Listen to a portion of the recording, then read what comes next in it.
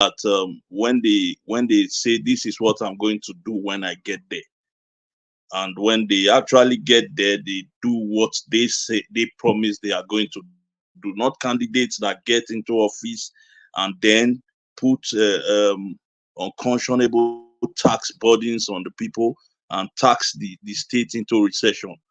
So the elections, but presently I think PDP has a better chance of producing the next governor in Edo State. But we have to wait to see the candidates from all the parties before we can categorically say this is the person who we think has a better plan or has a better platform or has a better arrangement for Edo State. Thank you. Yes, thank you, Mr. Judovo. I like that you have given us, yes, we cannot say now because the primary is coming up ahead. Yes, but we know the political environment in our country, when we know there are primaries.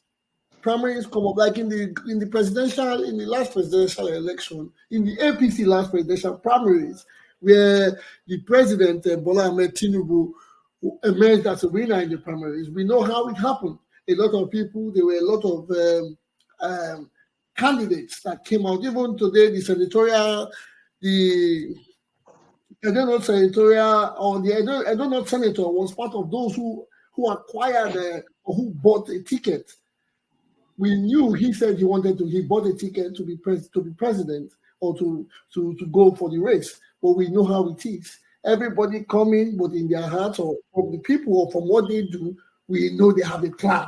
Okay, let's see. We'll have to wait for primaries to know the outcome. But I like how you said or what you believe that the PDP stands a better chance. Do you say PDP stands a better chance because they are in power, they are incumbents now, or you are saying it because you believe the people are with them? I'd like you to give me a brief answer on that, Mr. I'm back in case. Okay. With respect to the history of Nigerian politics and certain local factors that affect elections in Nigeria, that predicated my assertion that PDP has a better chance. Because first of all, you look at the outcome of the last elections where that were held, and you see that PDP had a very good showing, which was immediately after the presidential elections. We now had House of Assembly election. The PDP were able to rebound from the shortfalls they recorded during the presidential election in such a short period of time. And during the last governorship election, the PDP have been able to put some structures on ground that you cannot just wish away. The present government in Edo State, the government of Governor Obaseki, we know the intrigues, we know what happened before the last election, and when the election came, there was no dispute as to who won that election, because the structures that Governor Obaseki put on ground cannot be wished away. That structure is still very much present there. And in Nigeria, winning election depends on structure. What do you have on ground? Who are the people that you have on ground that can take your message to the grassroots? Who are the people that can go and canvass the voters in the grassroots to come out? These are the structures that we look at. This is what affected Labour Party in the last election. They had a very popular candidates for presidency, but they did not have the required structure that will go to the grassroots and get the votes out. These structures are what determine elections in Nigeria. And these structures, the only parties that have these structures on ground is the PDP and the APC. And in Edo State, the PDP has a better structure when it comes to election, because most of the people that were in APC followed Governor Obaseki to PDP to go and join forces with what PDP already had on ground. and this makes PDP very formidable. For any party to beat PDP is not going to be a child's play. So basically, PDP already has that advantage. And secondly, the governor, the sitting governor, the incumbent governor is from PDP. So PDP has this advantage, although the APC is going to give them a run for it. But the Labour Party does not have this structure on ground presently, although we cannot overlook an upset happening in Edo State, because Edo State is a very unique state when it comes to election. Every man in Edo State is his own man. You cannot just say, and this is what the people in Edo State are going to do. So let us wait till the elections and see.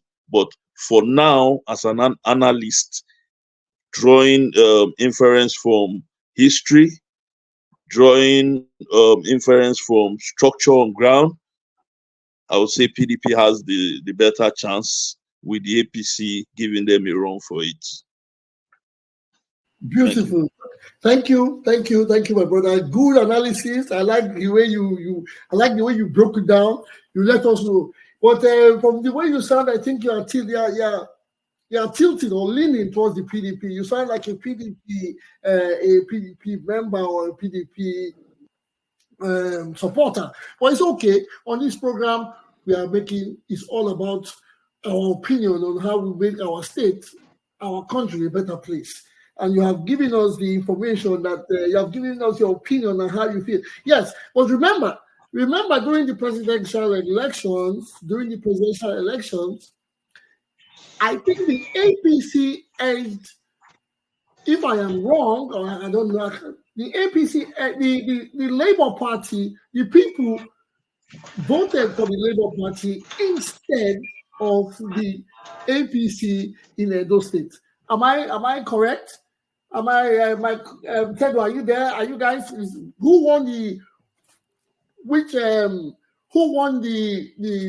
Was it Labour that won at the presidential in Edo State? Or yeah, Labour won presidential. Labour won presidential. Yes, Labour Party. Okay, but that means yes. these are the same people that will come out in mass to vote for the governorship. Now, okay, thank you, Mr. Omo. Let's go to another person. Please, who do we have? Mr. Mori, welcome to the show. Our amiable Rasta, are you there with me? Because I have a question for you. I want you to tell us. Are you available? Good. Are you available?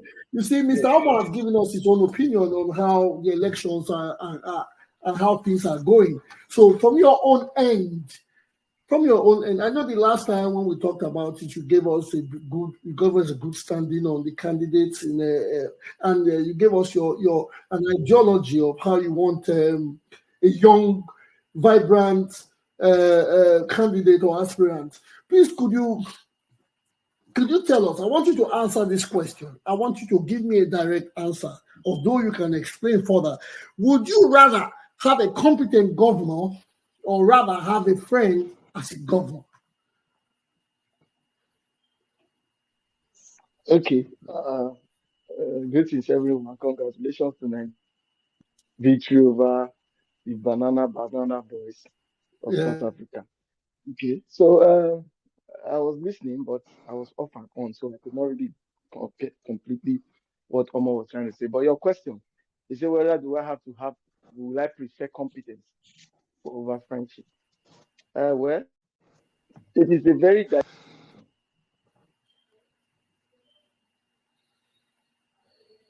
Did we lose you there? Are you with us? No. I think we lost okay, are you there? I think we lost him for a minute, but he's going to be back, and we are going to bring him back. We are going to bring him back into the studio. But as we go further, I'm going to ask the question again. Now, Mr. Judomo, I think you are the only person that can say that I can ask this question to right now. Would you rather have a competent governor? Because at this point in time, a lot of people would want to say, we want a governor who is in our age range, someone less than 40, who can understand the people, or who can understand the growth or the grassroots of the people.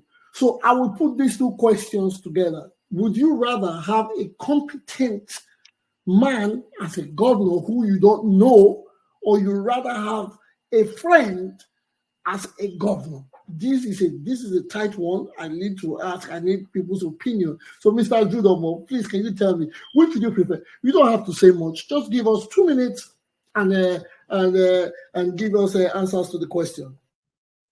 Yeah, let me quickly say this before I continue, because on the last time you said maybe I was tilting towards the PDP. I'm not a member of PDP, and I've never been a member of PDP in my life. I'm just talking the way it is, the way I see it from my point of view as an analyst, as an unbiased analyst. Yes. Thank you very much. I would rather, going to your question, I would rather have a competent person for governor than somebody who is my friend or somebody in my age range. Because the state we are presently in Nigeria now needs competent hands and not friends. This is somebody who is coming to manage our collective patrimony, and not somebody who is coming to pretend over a group of friends. Anybody who is governor is going, whatever actions he's going to take is going to affect our entire lives in those states, and not just the life of a circle of friends. So I will choose competence over friendship. I'll choose competence over age. I'll choose competence over tribe, and I'll choose competence over region. Thank you. Thank you very much. Thank you very much for imputing. Yes, I like the part. I wouldn't say we missed out on that. Yes, the last time we talked about zoning. We talked about the governance or this position being zoned, even if it's not in any of the constitution or it's a gentleman's agreement. Now, the zoning thing, you have made it clear. As long as this human being or the individual from Edo State is competent, you agree to it. But again, let us take things back. After Adams, Chief Comrade Adams. Okay, are you back? Are you back, Mister? Are you back? Yes, I am back.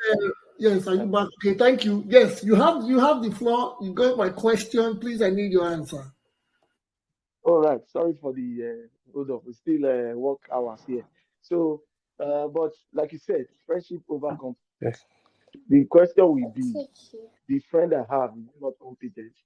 That should be the question, because when you just judge it on friendship over competence, okay, it's clear that you have decided that someone has a friend who is not competent. So I cannot really balance that discussion. But we have to support our friend. Our friend has to have a little level of competence in order for him to run the same race. You cannot just say you have a friend. For your friend to even qualify to be on that platform, it means there's a level of competence that he's bringing to the table. So, but if I want to go by basically asking the question, well, there's always something. They say a friend is closer than a brother. And what we all need in this life is a very reliable friend. So if we want to say in my normal way of the Nigerian man, we will definitely choose friends over assumed competence has not been proven. It is just ESC. So friendship is like they say, that's why you use the word. The devil you know is better than the angel you don't know. So your friend is actually the devil, while the competence is the angel you don't know.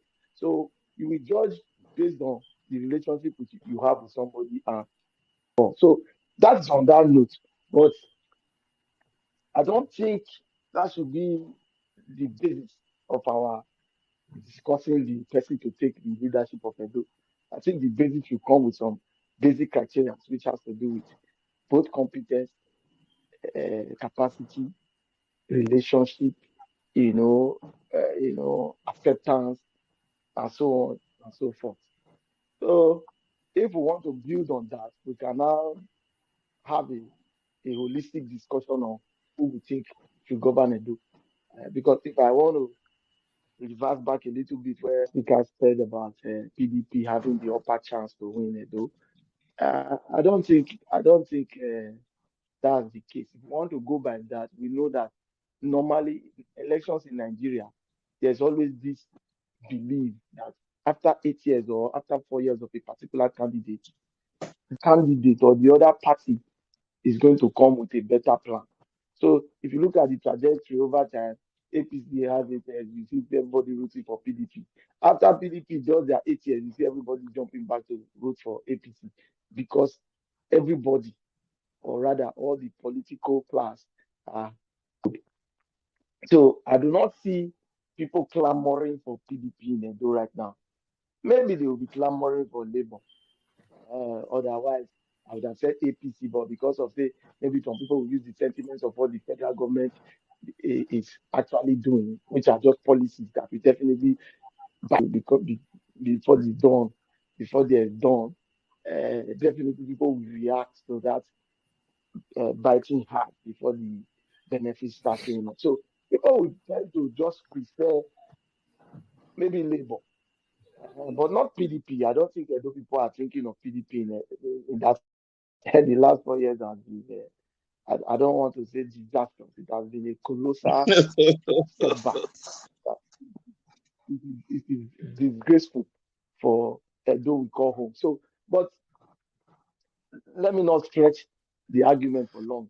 But I don't think Labour to win across board without sentiments, without prejudice. So it's an open race for the three horsemen. That's my submission for now. Thank you. Yeah, thank you very much for your explanation. Yeah, although yes, you say it's a race for the three horsemen. Although I want the political analysts, the people that have more knowledge in politics to correct me. There are ways they say they have candidates and aspirants. I think is when you buy a form or when you buy the form, is that when you become an aspirant or the candidate? How is it explained? Please, how is it? Which comes before which? Okay. Can I throw a light on that? Okay, good. Yeah, please introduce yourself, Mr. Oh yeah. Yes. Yeah, my name is I just like going by the name Konglu, by the way. My name is Lucky and I'm reaching out from Dublin. So yeah, in regards to the question you asked, so an aspirant is someone aspiring for a position, and for you to be a valid aspirant, you must have shown interest through the purchase of the nomination form or interest form as it is. Yeah. And when you're able to contest your internal party politics and you're able to, come out victoriously, then you become a candidate of the party. Okay. So that's the dynamics of how inter-party system works. Yeah. Okay, so Mr. Konglo, as I see here, thank you for coming to the show. And you're very audible. We can hear you clearly. Now the question is, because everybody that can answer this question, the question will come to everybody. Would you have a competent? What would you have? What would you want to have? A competent governor, or you have a friend, a friend as a governor? Which would you prefer? Just 2 minutes. For me, it's going to come in two different fonts. It depends on who you're asking the question and what the person is. One thing we must always learn to understand is that when it comes to Nigerian politics, there are different dynamics to it. So for partisan persons or people you categorize as partisan people, their interest is always about winning the elections, the general elections, as it were. But if you're talking about the average Edo man on the streets, that is looking for a better life, a more, a more good economical environment, a more palatable platform to actually grow in their different sphere of life, then you should be talking about competency. So it all depends on who you're asking the questions and, what their interests at stake is. But for me personally, I am... contemporarily, I've leaned towards a certain political party. So me giving a response to that would be very biased if you ask me. Yeah, but if you have to ask an average Edo man in terms of wanting a better country, a better state for ourselves, you definitely want someone competent enough to handle the affairs of the state. Yeah. Okay, that is good. But it's obvious a lot of us have bias. A lot of us are biased going towards the way things are going. Yes, Mr. Vuvuzela, welcome to the house. I think you just got here, but there's a question on ground. There's a question on ground that I like you to give us an answer for. Maybe just a 1 minute or 2 minute answer. And the question is, would you prefer a competent governor or a friend as a governor? When I mean a competent governor, he doesn't have to be your friend. He is not your friend. He's someone like, how do they put it? A Lagos boy or a Northern boy. When I mean, he's not a homeboy. Or would you prefer a friend, an ex-classmate, someone you have as a friend to become a governor? Which would you go for? Okay, good evening, everybody. Sorry for joining in late. I'm having some technical issues. I think being competent should come above everything in every part of life. We have done, according to Fela, paddy government for a very long time. It doesn't work. It's not going to take us anywhere. It has never taken us anywhere. Now, if I have a competent friend, of course, why not? But the facts are the facts. Edo State politics has almost become like a family business, if I may say, where people come in and before you know, they bring in people closest to them in terms of people they know, not the best people for the job. And Edo State is a unique place. Yes, most of us. Are you trying to refer to Shobole bringing Obaseki and now Obaseki coming with his friend Mr. Igalo? Is that well,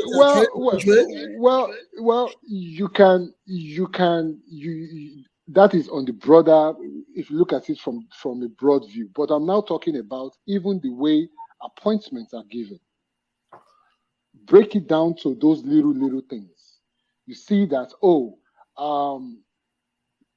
you see a guy, he's a normal person today, tomorrow he has a big house and a big car. Oh, his brother is friends with the governor. And that is just his qualification, period. Or he's friends with this, he's friends with that. No, the best people should be, the most competent hands should always be picked above everything else. That is always me. Because the truth about it is that I have, in all my businesses, I don't think I've employed family members. And we all have businesses. Why don't we do that? We always want to go for the most qualified person because at the end of the day, when a family member or a friend, a close friend, is doing something out of the usual, there's a level of discipline that we can dish out. That is just in your own businesses and all of that stuff. It comes to you, say, but now my guy, now let's whatever. But if you have somebody that went through a series of interviews and is only based on their qualification and their competence, if they are doing the right job, you compensate them. If they are not doing the right job, you kick them out without any sentiments of anything whatsoever. And that is how you run a business. The larger thing is that is how you should run a state. You can't say, and it even breaks down to the way we campaign, the way we do all of that. No, it's just born out of personal relationships. So back to your question, I think I'll put competence first. Now, the good thing about this race is that a lot of us have a lot of friends in the race, and some of them are competent. So it's a win-win for some people, and some of the people in the race that we know, some of them are not competent. I'm not going to start dishing out names, but at the end of the day, I think there should be a balance to it. So if you have a friend that is running, there are some basic things that should go into his qualification. What has he done in the past? What kind of business has he had? A successful business? Has he been in government?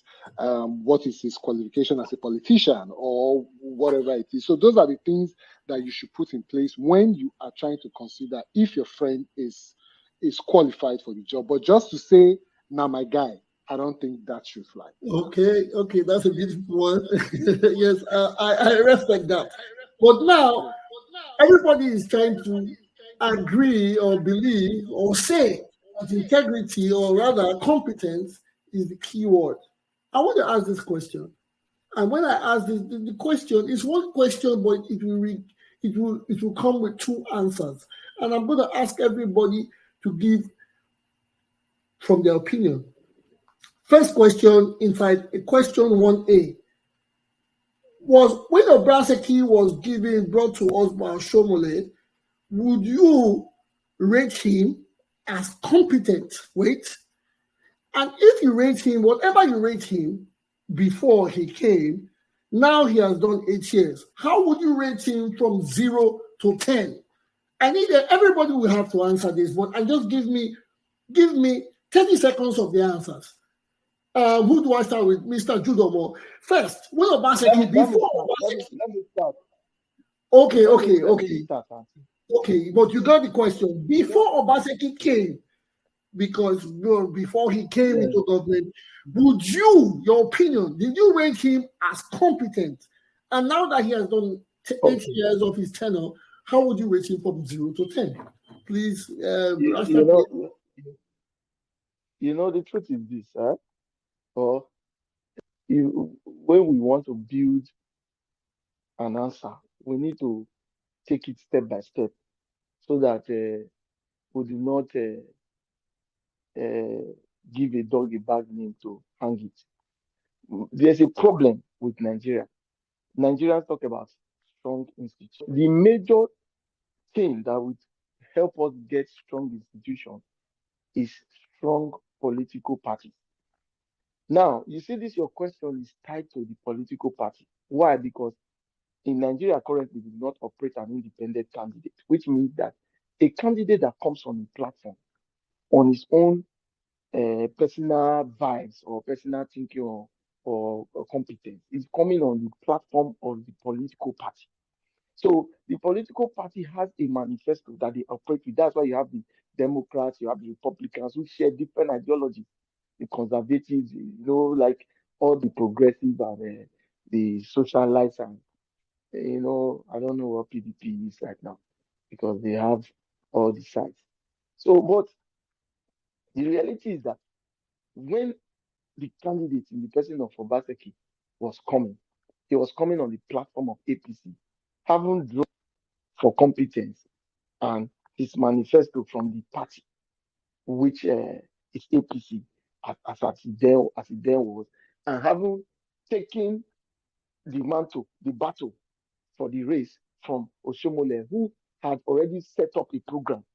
So the program was, which means whether the driver of the seat is competent or not, as long as the people who manage the affairs of the vehicle are there to ensure that everything is working properly, they will get to their destination. So the truth is that the party plays a role to determine the competence and the delivery of the individual. If you take out the party and let the individual run on his own, that's where that's when you start seeing government making decisions that favor their cronies, paddy, and all those things start coming into play rather than the actual. This thing has started since 2001 or 2002, when the likes of Obasanjo could wake up and change the party chairman. But if we go by the old days of all those UPN and NPP or as it then was in the 1980s, Shagari as at then was not the leader of the party. He was a member of the party even as the party has a manifesto that they give to Shagari. They help Shagari build up the structure from the ministers to the senators to the rep members. They are built from the party to ensure that they can deliver on their manifesto. In this case, we had an Obaseki. The party brought members for the assembly, brought everybody, but there was a fallout because they now started believing that it's an individual team. We ended up having a House of Assembly with only 6 members, and the governor had to run the state by himself alone. So you can see that even while the party meant well by bringing him, haven't said enough to drive. The end result, because of the actual personality play, is always disastrous. Thereby, you see people jumping from one party to another party. I just imagine Joe Biden jumping from one party now to Republican because he says one thing is happening. You see, you defeat the hope by doing that. So let us understand what is really causing the problem. It's not about the person. So when you start talking about friend over competent, I cannot bring my friends. The political party that brings somebody, and the person decides to carry me along, all well and good. There must be friendship in everything. So based on your question of Obaseki, I believe at the beginning of the day, with the party he came on board with, there was supposed to be competence to bring results, because the previous governor of Adams Oshomole had already done well, and all he just needed to do was the cleanup, which was supposed to come and do. However, because he chose to, I don't know, I don't want to use some words, things went sour. And at the end of the day, you can no longer say that there is competence in this current government we are saying. That's the long and short of my own submission. Thank you. Thank you very much. That was lengthy, but it was educative still. We appreciate it. Okay, who is next? Mr. Judomo, from the question that I gave you, we all know the question. What would you say? What would you think? What would you tell me? Give us your own opinion on the competence and the zero. Before I get back to you, Mr. Judomo, I want Mr. Flynn Rasta to score Mr. Obaseki from 0 to 10 in the last 8 years. Be candid in your opinion. It doesn't matter. It will not be used against you. This is an open house. It's an open opinion. So please score him from 0 to 10. Are you talking to me, Junior? Yes, just 0 to 10. How would you score Obaseki from his last 8 years? Well, Obaseki in the last 8 years, I will have to do a plus and minus, because in the first year, I would have scored him 8, and in the second year, probably 7. But at the third year, I would say -10. So if you do the plus and minus, it's on Fine. -0. So if I go forward, he has not done anything that even deserves to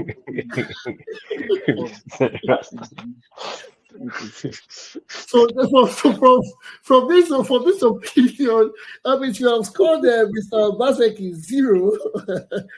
Are you saying so because he moved from one party to another, in its totality?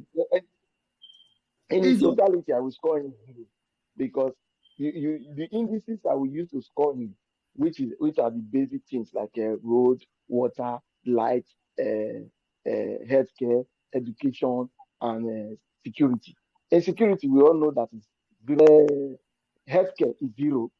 In road, 0. So I don't know which one. Debt management, 0. So we have the what about pension? What about for the civil service? He does the 13th month salary. Okay, let us not just go for that. We can. Well, you know the truth about it. If we go by history, when you talk about pension, it was the pension reform that Oshomole brought as a labor union, who said that no laborer should go home without wages. To go without his earnings. Yes. So it was Oshomole that locked it with Sterling Bank, as then was when Aswe was the chairman of Sterling Bank. This is as far back as 2010. That's why I said there's a process, a perfection. This government is continuing. So in Obaseki's time, he was able to continue that process, that pension reform. Oshomole started paying salaries at the salary 27th of every month, and was the first to start giving double salaries at December. Even as it was the first to increase the minimum wage, as it then was when the government moved it from 18,000 to 25. Oshomole moved this up to 30. So it's a continuum from where Obaseki took it. So I will not rate it into. Okay, but Obaseki as well raised, according to what we gathered, Obaseki raised wages as well. I think it was last year. Yes, he did the minimum wage. I think he raised it, and he was the first to do it in the country. Let's say, okay, that is your rating on Obaseki. It's okay. Let's have another person give us his opinion. Thank you very much, Mr. Rasta. I appreciate it, Mr. Judomo. Please, can you tell us, give us your answers on the competence and from 0 to 10?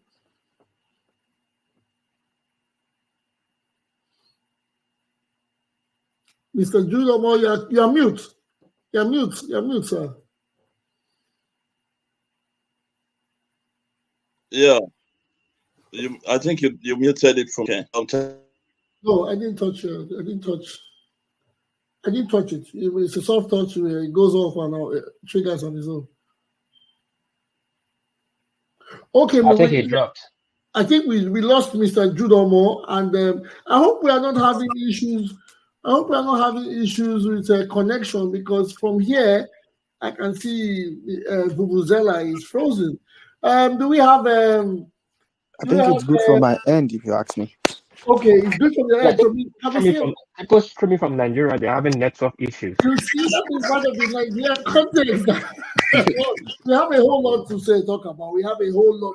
That is why this platform has come, for a whole lot of things to be talked about. Well, Mr. Lucky, Mr. Konglu, can you please give us your own answer from the question I have asked?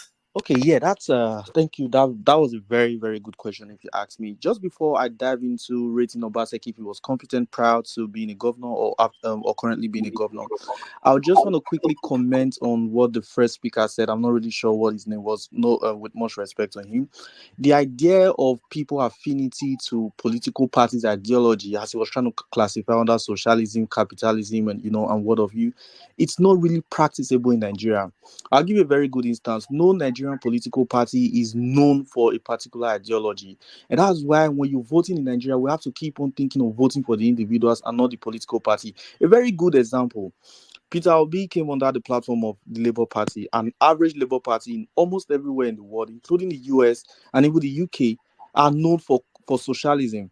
But you could see all Peter Obi manifestos and everything, it was all capitalism driven. I'll reduce subsidy, we'll slash this, I will put more tariff on foreign imports and all of that. All his ideologies were all, capitalist driven. So in conclusion, I would just like to say that the kind of system we're having in Nigeria does not really encourage political parties to have an ideology. And that's why we should just forget this narrative about political parties. People antecedents, people history, what they were known for, what they have done in their own private sector, how they are related people, their contribution to the society, and all those factors should just be involved. Thinking about a political party and the kind of ideology they are aligned to in Nigeria is a total failure. Someone in Edo State, for instance, Obaseki was in APC before it came to PDP. Same person, same belief, same technocrat way of behavior, no ideology change. It doesn't align with any political ideologies and nothing. So I'll just quickly wrap up on that and go to your question directly. And about Obaseki being competent prior to being a governor or right currently when he's a governor, I would say Obaseki was very, very, very competent working in the position he held, which was managing the economic team under Oshomole. However, one thing that really it's really a thing of much concern for me lately. I'm a very young person, so I really just it kind of bothers me trying to look back to the little history about Nigerian politics that I studied over time. It tends to just bother me a lot when Nigerians just keep on thinking technocracy is the way out of Nigerian politics. I'll give you a very good instance. Obaseki is an amazing person handling economic sectors. He has done well in his own private life with Dangote and all the private businesses he has run. But that does not in any way translate to you having the best ability to manage people, interpersonal relationship. So how successful you've been in your private sector does not in any way translate to how you're going to manage a large group of people. Don't forget, private sector thrives so much with regulations, and public sector thrives so much with laws. So if you're very successful in your private sector, it doesn't automatically translate to how successful you're going to be in the public sector. For me, Obaseki was very, very competent in what he was doing. He fits that particular aspect of his life. That is what he meant to do. With no disrespect to Aspen Godalo and without any prejudice, I would say that is what Igodalo is good at as well. These guys really don't understand interpersonal relationship. They don't know how to compromise. And that's why you see, if you come into Obaseki way, he demolishes you straight up. No negotiation, no compromise, no appeal, nothing. If you feel you're against his ambitions, if you feel you're against his ideology, he will come at you and he will crush you. This is not how the public sector works. It's always a give and take thing. Your enemy today can become your friend tomorrow. So for me, Obaseki competency, handling economics, I think is A1. But in terms of handling a complex state with complex people and complex individuals and complex personalities and ideologies of different people, I would say Obaseki has performed really, really poorly. Yeah, that's just my own take. Thank you. Thank you so much. My co-host, hold on. Before you guys move on, we have a very great guest here. In the likes of Mr. One Man went to Mo. He has a very big platform with about 44,000 members. He's streaming from London. He's joining us right now. Mr. One Man, please, can you introduce yourself to our panelists? Thank you. Yes, good to be here, War Peace. I'm just really coming in just to see where the Edo politics is, see where the Edo indigents are looking at the politics, and just to gauge really how that space is going to pan out. Because, of course, we are paying keen interest in the Edo politics, as you know, on the platform. So I'm just really more to listen and then to ask a few questions where I feel the need. Good to be here. Good to meet you all. Thank you very much. Thank you very much. Mr. One Man went to war. I like the name. The question is still there. Mr. Judomo, I think, are you okay with, are we good with your network? I'm having glitches. Yes, I'm sorry about just a little glitch, but I'm back on the show. Okay, thank you. Please, could you give us an answer to the question that I had thrown out? Yeah, I tend to agree with certain assertions from my fellow guest on the show. Obaseki started well. He had the right his CV was very robust, very attractive, and that predicated people queuing behind him, especially coming from Oshomole, who performed marvelously well in Edo State. But just like the last guest said, when it comes to interpersonal relationship, I think we'll score him 0. And in politics, you need to do a lot of compromise. You need to negotiate to sell what you need to do. It's not a regimented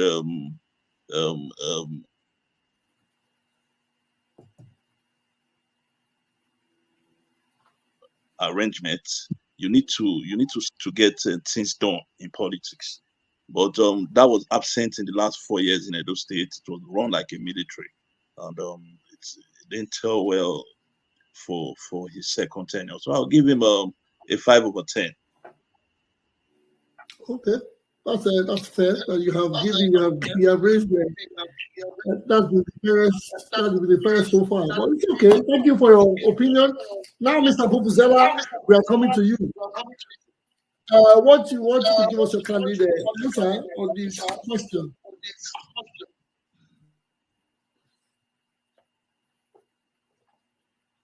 You're mute. You're mute.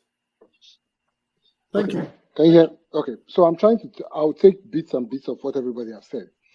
Number one, about the ideologies of our political parties, that does not exist because these parties were once again formed on handshake, on how to beat the next person. They formed like APC, for example. APC came together just to win an election.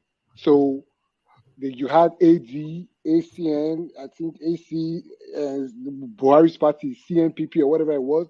So everybody just came on a handshake how to get PDP out of power. So I don't think we can even talk about ideology when we come to Nigerian politics. Now, when it comes to Obaseki and his competence or qualification, yes, he was an investment banker that has not really done anything in the public space in government. But every leader has to come with something. Obama is a lawyer.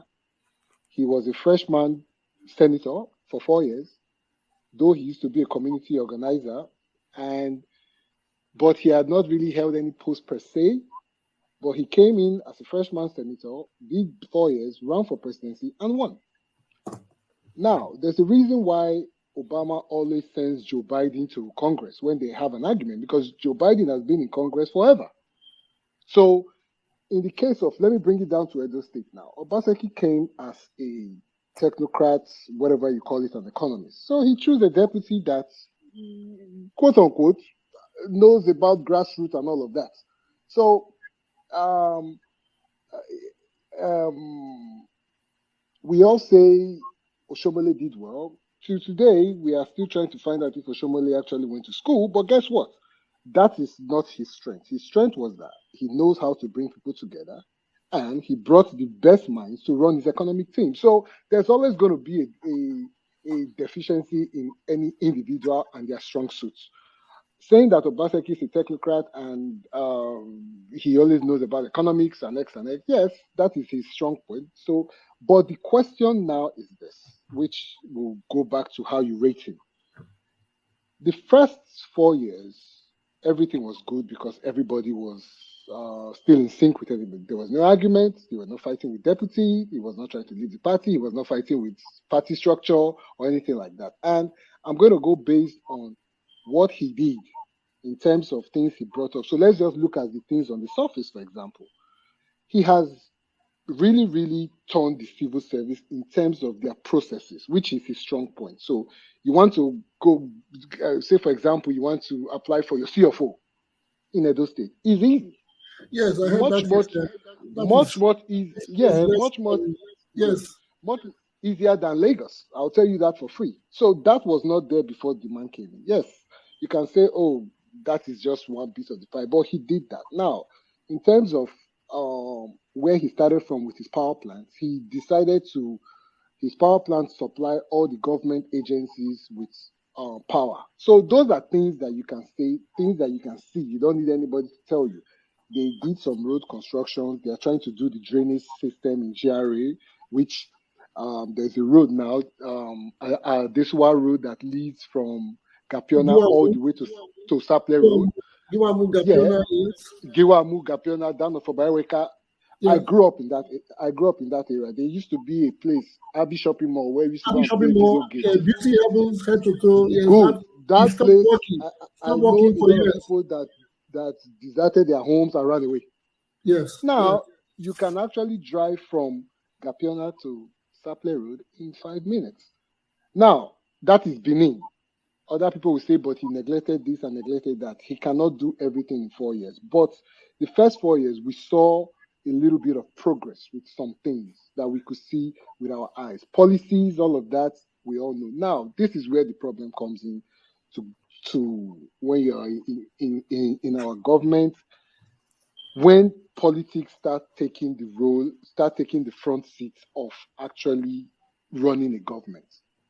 And as much as Obaseki has become something they say he's now a godfather or whatever you want to call it, that battle, when they were fighting it with PDP, I kind of knew that this was going to be the beginning of his quote unquote good work of what he was doing. Because if you decide to deal with the devil, you're going to become a devil or a demon at some point. That is just the basic, that is where he is now. That is exactly where he is. And at the end of the day, he's not a very good politician, quote unquote. The person that was supposed to do that for him is his deputy. They are both fighting each other. So he's going to do what he knows best in terms of how you operate in your private business. Somebody is not performing, you cut them off. There's no sentiment. There's no, interests. Oh, we might need this person in 4 years or whatever the case might be. So that is what he knows best. And that is what he's trying to do. So back to your question. How do you rate him? The first year, I would say for me personally, I would give him a 7. But for the second year, I would say, give or take, he's a 3 because really, really nothing has been done in the past 4 years. So if you put all of that together, probably a 6. Probably a 6. Okay, that's a 5. When it comes to average, the 7 on the 3, yes, the 5. Yeah. Okay. Mr. Host. Can I shed some light about what? Good. Yes, we are here for the knowledge. Please proceed. Three things I want to identify. First and foremost, you said there's an adage that says that a leopard cannot actually change the skin. You understand? And the skin only gets finer as he approaches his prime. It means that it gets worse. If your character is bad, it gets worse. So in the case of when we try to play this politics. I know a speaker talked about him having to do very well in the corporate world and some other places. We have seen politicians who come from the corporate world. Practically almost all the Nigerian politicians came from corporate world, from the Donald Duke, name them. So it's not about being in the corporate world means you are wicked. Wickedness is not it's not politics. You understand? You must understand that there's a relationship in all these things we are saying. Even in your office as a corporate person, you have to build a relationship with your staff. It's leadership training. It's everywhere.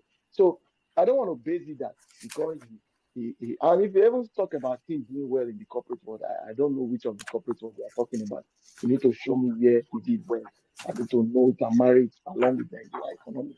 Because if you say work with Dangote, you and I know that Dangote's business is all government waivers. It's not as if they put competitors that it's going to work fine. So, and I don't know the part when they talk about Dangote. So let us not hype politicians with what we heard. Let us go with the facts that are on ground. You understand? As for Aswe, I know, okay, he has been chairman, I can tie him to that. There are some other things, but the person we're talking about, I don't know what to tie him to. That I would say, okay, this thing is a continuous successful business. I can tie Peter Obi to Fidelity Bank because Fidelity Bank is currently still existing today. I can tie some other notable men to things. I cannot tie somebody to something that maybe as at that time worked and eventually failed, and the person looked for another job. Sorry, sorry to jump in, Mr. Flynn. The name of his company was Afri Invest. They actually, did well in terms of their portfolio and their investment. Just trying to put that. This is a public forum. You know, they say he who alleges must prove. That's why I'm not trying to mention names. I don't want to put the host or the program in jeopardy because it's not me that will be called upon for the program. So, but on that note, we can also prove because I know very well Afri Invest. That's it. So let's not even go there. So let's go forward. Sorry, apologies. Is that Patoski's voice? Is that Patoski? No. It's Flame. Oh, all right. Sorry. It sounds very much like a. Sorry, No, apologies. I think we also lost him there. No, that's not Potosky. One man, we from Benin, we all sound alike or similar. I'd like to know, one man, are you from Edo State? Are you an indigenous of Edo State? No, I'm from Oyo Alaafin. Okay. Thank you. Welcome to the program. Yes, we have got details from everybody. Yes, we have what people believe and what people their opinion towards the governor. The reason I came with that question, about competence, I started with competence and friendship.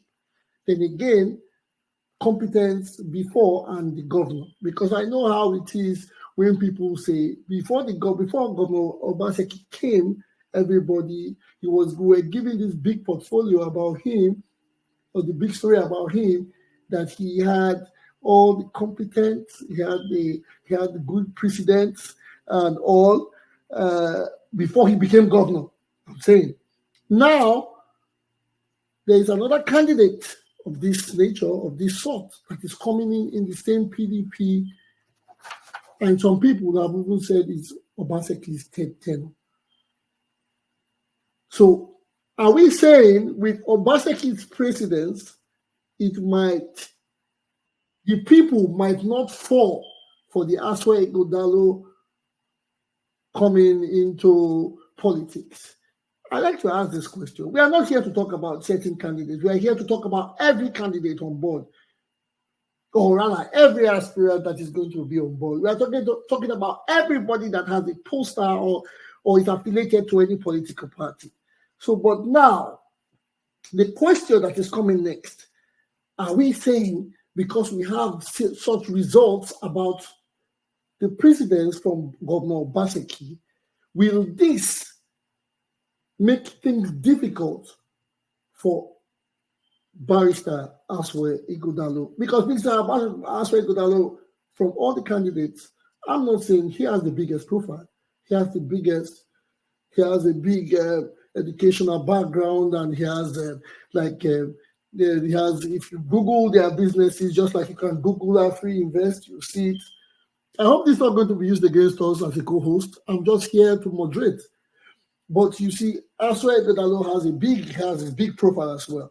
So are you guys trying to tell us that this might determine, or it might be a walk on the same path, or something different might come? Because you guys have picked competence over friendship. A lot of people here picked competence over friendship.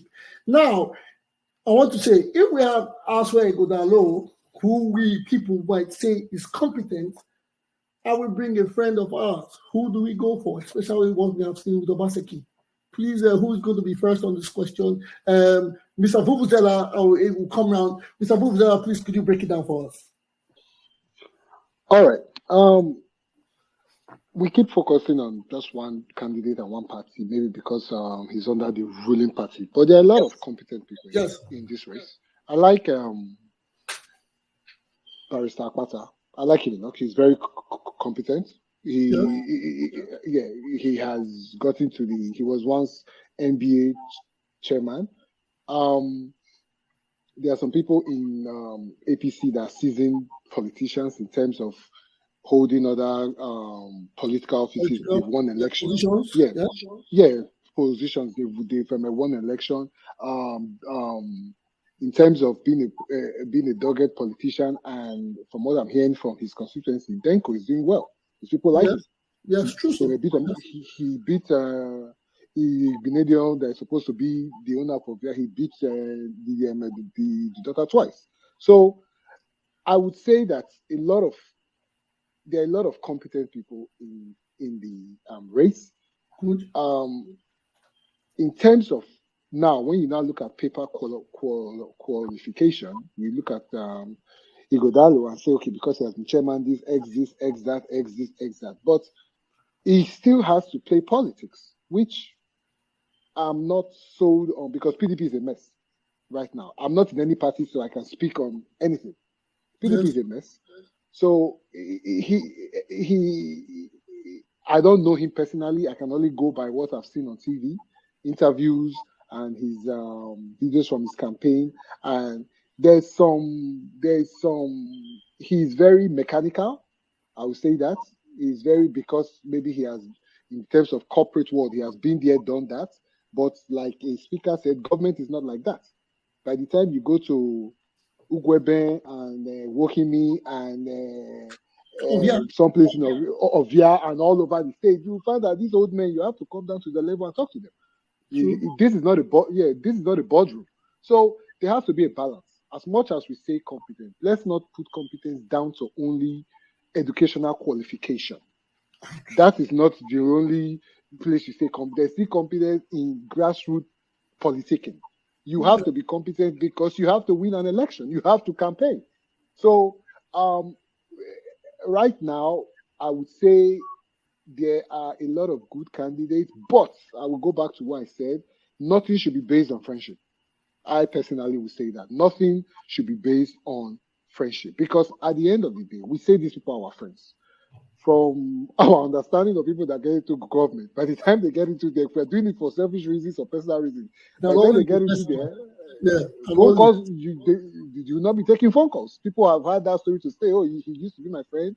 I even campaigned with him. I stuck my name out. He got in there, and that was the end of that. So to me, that is not sustainable. It does not work. So to me, competence takes a role over everything, and there are a lot of competent candidates all across the parties that are running, and I think it's going to be a good one. Thank you. Thank you very much. Thank you very much, Mr. Vuvuzela. Yes. Okay, who do we have? Yes, Mr. Judomo. Yeah. Okay, no, Mr. Governor, just give us a minute. Mr. Judomo, what do you think? I think the last guest just explained, competence is not only about your educational qualification. You have to think of how people interact with other people, and that plays a great role in politics. That plays a great role in the success of any government. The accessibility of the grassroots to the government plays a role in the success of any government. So banding so many qualifications and all that around does not make you competent. When you're playing politics, the illiterate man, the uneducated man has to get the benefits of government. How do you pass the dividends of um, your government to those uneducated people, to unlettered people? These people have to be a part of the government. This was what made Oshomole's government to succeed, and this is what has become absent in the governance of Edo State. And we can all see how the government is struggling now in Edo State. So even if we are choosing competence over friendship, um, that competence have to have interpersonal relationship.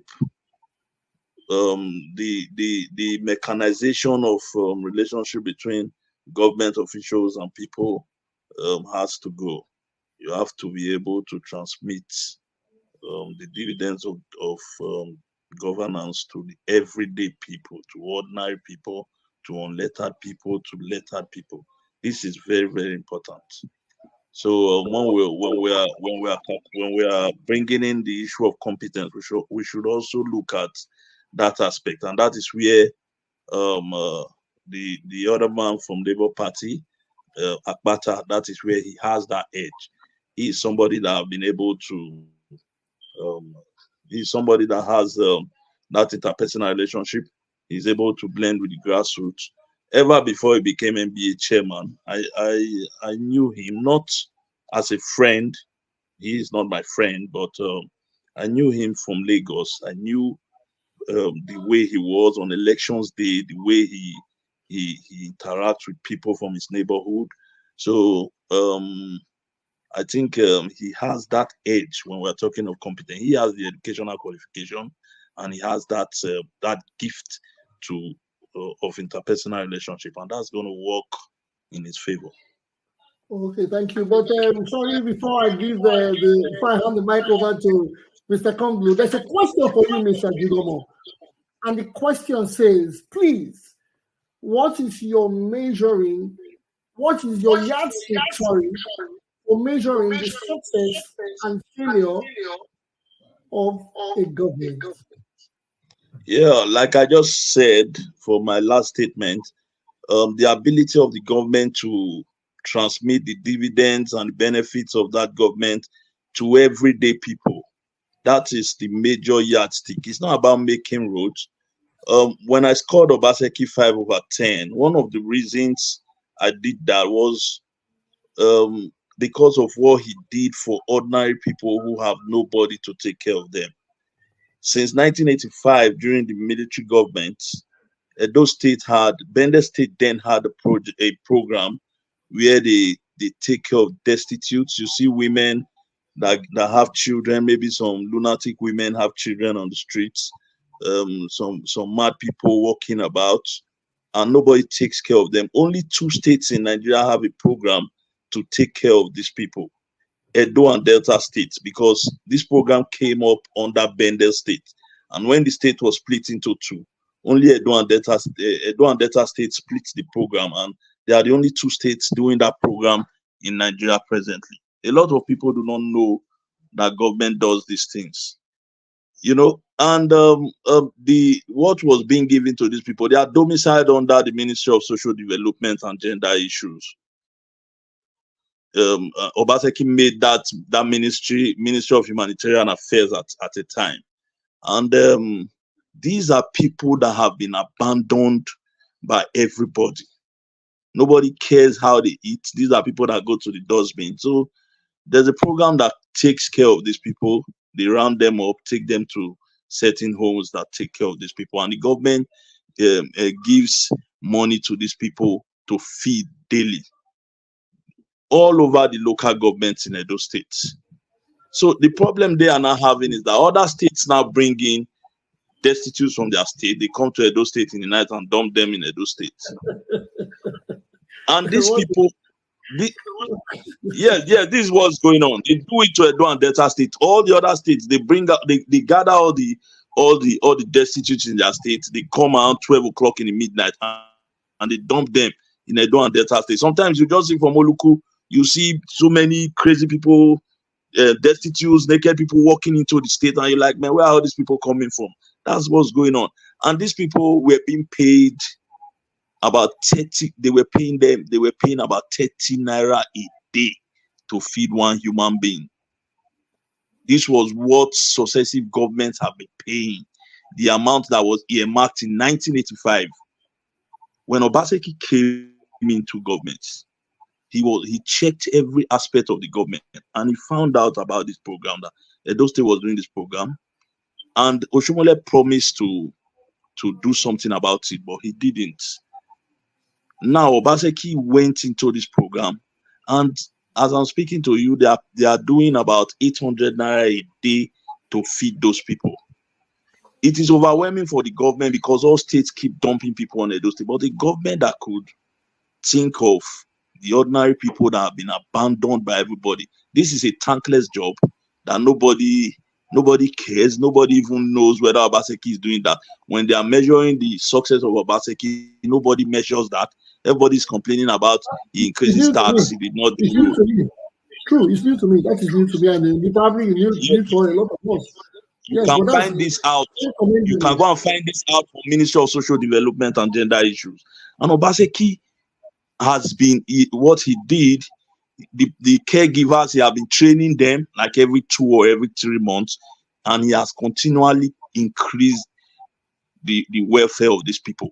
He has repeatedly carried foodstuff and everything. He has increased in the last 20 years. Observation. Okay. Yeah. No, Mr. Flynn, yes, because this is a personal question. This is a personal question to Mr. Omo. This is not part of my question. It's a personal question, and I'm telling you the reason. I'm telling you the reason why I scored him 5. And this is something that we have all been talking about, roads, about this, about that. But I'm telling you what this guy has been doing. Women that give birth on the streets, they have nobody. Those crazy women, they have nobody to take care of them. He has put those things in place. I measure government. I measure the success of government from the human face of the government. Yes. How have you been able to impact the ordinary people who have nothing to give back to you? Yes. These people are not even voters. True. No PVC. So that is how I measure. That is how I measure this success of the government. Thank you. We thank you for the question. We thank you for the answer. You have broken it down. You have taken also a sentimental part where we are all saying, okay, yes, Obaseki, yes. But you see, in general, like you say in politics, you have to touch 4 ends of the box. Yes, Obaseki has done well with this. But a lot of people still say he has not done well in other parts.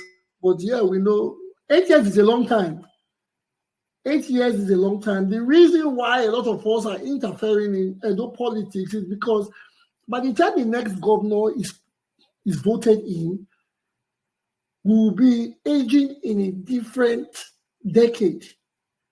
If whoever is 35 now, by the end of the next tenure, the person will be in his 40s. Whoever is in the 40s now will be in the 50s. That's how we have been watching these people come with bright ideas for years. Now we are all here. We want to know. We have to be part of it.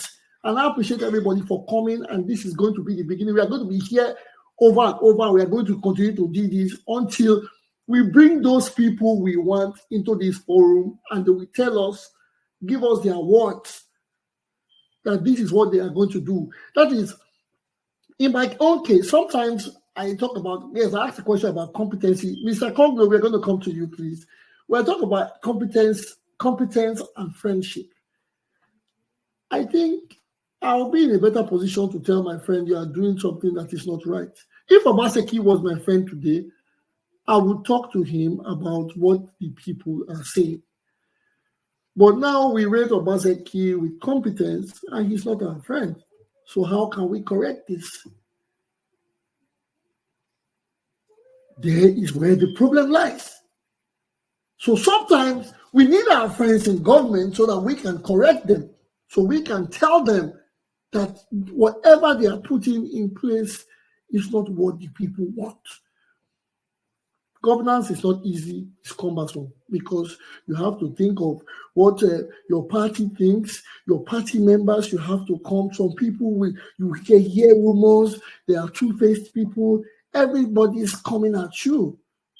Friends, well-wishers, even from your mother's church, people will say, yes, I'm in the same association with the mother, with the brother. Yes, he used to be my ex. Oh, we went to the same school. Pressure comes with leadership. And you can't answer everybody.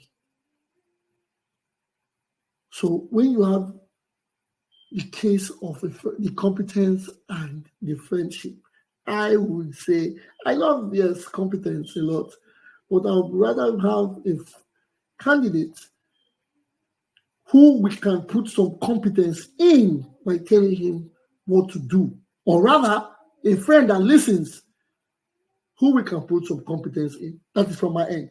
But that is, I'm not trying to go back. I'm going to talk next on Mr. Konglo. Your question, please. Are you there with us? Yeah, I'm very here. Okay, Thank you. sorry, I had to come in. Hey, give us what you think. Give us your answer on the question I asked. Oh, okay. So if my memory still serves me right, I think because you guys took a whole lot of time analyzing the question. Sorry So about that. I think we were analyzing if we should narrow competency to certification or formal school certificate based or paper based and all of that. And I love what the other speaker said. I'm so sorry I'm not so good with the names on this platform right now. So I'm just gonna so I think he made mention of someone like Akbata and all of that. I would really like us to be very careful the kind of politics that the Obaseki has introduced to Edo sector. And that's the politics of if you don't go school, you're probably not competent enough to rule us. I myself speaking, I think I'm literate enough to a certain level. And I have also noticed and I've observed that one of the best, leaders of all times, even in Nigeria, I wouldn't just want to go name just not to add to partisan, have been those people that didn't even have like this very strong and solid, formal background and formal education background. A very good instance. Oshomole had that capacity to lead people and identify the best brain people in different fields. And he harnessed that so much, and that's what led to a lot of success in his administration. I'm not a sports person, I'm not really a sportsman. So I would just want to, paint the scenarios of a football pitch. Like Nigeria just won the Bafana of South Africa today.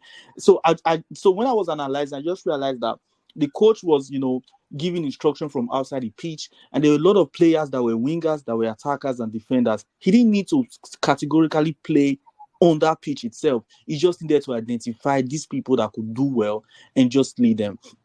One of the most competent person I've seen on this race, I would just want to be partisan. I hope that's not against this broadcast regulation right now. One of the most competent person that I've seen on this race so far is Honorable Dennis Idahosa. A whole lot of reasons it's backing my my claims, and that is because of how this man started up from nothing to where he is today. Someone made mention of how he was able to defeat the giant family of Igbinedion, a very very big family in Ovia Southwest where we all come from, and you could see how he has displayed competence even without having to have that the whole lot of educational background and portfolio like we're all projecting, because the narrative Nigerian Edo State politics is going to right now, which these guys are showcasing a lot online, is that if you don't have strong educational background, you might not be able to lead and manage resources of Edo State properly. I don't personally agree with that. I think competency comes in with empathy. Competency comes in with identifying people that could do really well in various fields, and ability to harness them and use their skills and gifts to make the success of your to make your administration a success. For me, that's what competency is. And if I'm trying to be very partisan right now, I feel like one of the best brain that could go to the grassroots, relate to both the young, the old, in the current political landscape of Edo State, should be a person of someone like Honorable Dennis Idahosa. Yeah, thank you. Thank you very much. Yes, I like sometimes when I get responses from people, I try to ask certain questions, but I'm not going to ask any personal question today. Yes. I know we're rounding up. We have been here for a while, for a couple of hours, for over an hour. But I have to ask. I want to ask one question. I have to ask everybody in the studio. Who is your favorite candidate in every party? I'm not going to say who's your favorite. I'm not going to ask your leanings. I'm not going to ask. I want you to tell me briefly who your favorite candidates are in every party and why you think they stand. This is a general question. Well, let me start here. Okay. Yes. Who are your favorite candidates in every party? Okay. Favorite candidates. Before I go into my favorite candidates, I want to talk about education. Just a brief.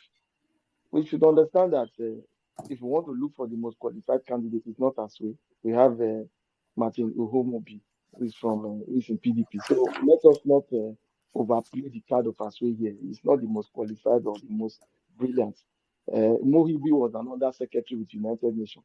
So that's the highest position somebody can think of, not a chairman of a No, we're board. talking about when we talk about Yes, his resume. I'm only just trying to Yes, let me just finish. I said on the resume, the biggest resume. Yes, the biggest resume is Biggest not resume remains Aswe Godalo in every of everything no, I have you seen need to go look through at so the far. resume of Martin Mohibi. Not just all those certifications that they just Could you break it down to me again, all Matthew? right, no, Who? but we'll take time. We'll take time. But like I said, just wanted to make that correction because there are many people with direct, credible education. And Honorable Dennis Idasa is very well qualified when it comes to education. He has all his degrees and certifications from both abroad and in Nigeria. So that everybody is qualified when it comes to education. Capacity, like Mr. Seller said, it goes across every board. It's not only in one place. It's not only in education capacity, both in your home and outside. So that's on one part. Then another part I want to pinpoint was the one Judomo said about humanitarian. If you look at what is prevalent right now in Nigeria, the most notable criminal organization is the Ministry of Humanitarian because nobody is accountable for it. You can give 800 people 800 naira to people every day, but you need to show us the numbers of people you are giving this 800 to. Don't make figures. You can just be giving 1,000 people 800 every day and be taking it from the budget, whereas it's getting to only 20 people. So I don't want to even go into the irregularities of that humanitarian ministry. That's the siphoning ministry. Good that the ministry was set up way back when it was bended. And I don't want to believe that everybody in Nigeria will bring their destiny to Edo. If everybody brings their destiny to Edo, Edo will have more destiny than people. Because in Nigeria, in Lagos, I can tell you some junctions have more destiny than in Benin. So, but let me not go there. I know maybe Obaseki might have been able to manage figures in that light. But Mr. Rasta, Mr. Flynn, are you trying to discredit? Are you trying to discredit Mr. Obaseki here for a simple question? No, the truth is that something that somebody is doing, like what Mr. Almost said, that is not a thankful agenda. But the government should be able to show us records of people who they have paid. Because how many have they been able to remove from that destitute nature? Because there's a budget for it if he has created it. So he should be able to prove what the budget is used for. It's not just to have it as a name and say, okay, you budgeted 800 for it. We should be able to see. This is accountability we're talking about. I hate criminality. We should be very clear for why we credit somebody with scores as to the person's actions. We should not just take it as, because it is an office and it's a sympathetic office. You must prove it. The humanitarian woman we saw recently just took 400 million to share to people and only to replace it to her account. If she was not caught, she would have said, she gave it to 10,000 people. We have seen it happen in the north. So the office can be there. Is it used judiciously? That's what matters. So finally, let me not take the time. Let me go to my final your question. As my brother said, the last speaker said, Honorable Dennis Idasa is very well qualified. Educationally, he has it. The capacity to interact, he has it. The age that we are looking for, he has it. The political will to deliver, he has it. The experience and exposure, both home and abroad, he has it. So my take is that Honorable Dennis Idasa is the easiest person to assess with the current situation of things and should be the person to run and hold the do in the next coming election. Thank you. No, you haven't given us your answer. You are giving us a campaign analog. No. What I said the three major political parties. You have to tell us the candidates that you think. It's an opinion. It is not Okay. it is In an the two opinion. major You have political picked parties. Dennis Idahosa for APC. You have to Okay. pick for My PDP bad. and the The Labour. three major political parties that we Yes. are talking about. If I want to go by the way I want to judge a candidate, I believe that the PDP does not possess a candidate because the youngest candidate in PDP is Philip Schreiber. I don't go for anybody who is above 50, so I cannot mention anybody Okay. in PDP. That is it. In Labour Party, I know that they used to have Akpata should be 51 or 52 if I'm not mistaken. Though he has the charisma, but I don't think he has the political will. He has not been tested politically in any forum. It is the first time he's coming to the platform, so it will be difficult for me to name him above anybody in Labour Party. That's why I can only zero myself to one candidate, which is Honorable Dennis Idahosa. Thank you. Okay, good. There's a question coming in from the side arm. It is directed to you, Mr. Flynn. They say, Mr. Osaro Ediaye says, can you tell us, Mr. Flynn, have we lost you? You have left us? Yes, Mr. Osaro Ediaye says, although Mr. G. Lawani says, Mr. Flynn, calm down. But Mr. Osaro Ediaye says, Flynn, can you tell us some of Honorable Idahosa's experiences and competencies? Thank you. That is a question coming from Mr. Osaro Ediaye on this comment section. So can you please, I know you are a juggernaut in politics and you can, yes, if you are giving the mic, you will talk for 30 minutes. But please, I need you to use 2 minutes, 120 seconds to tell us his competencies and experiences. The ball is in your court. Well, when you say his competence and experience, I want to believe that this is not a question to just downplay the person of Honorable Dennis, because when you say competence, a man who has defeated has won a political party, both as position and opposition, has won the House of Rep when APC was in government and when APC was out of government. That shows competence. I don't know. And he has been a commissioner at some point under the Oshomole government, right? So that is in recent times, on his record. In past times, he has been a commissioner. If you go by the records, this man, he was the first person to move the motion for insecurity situations that was taking prevalent within the axis of Ore and Ofosu, and the government immediately swung into action. That is why we are not having these kidnappings rampantly at that location.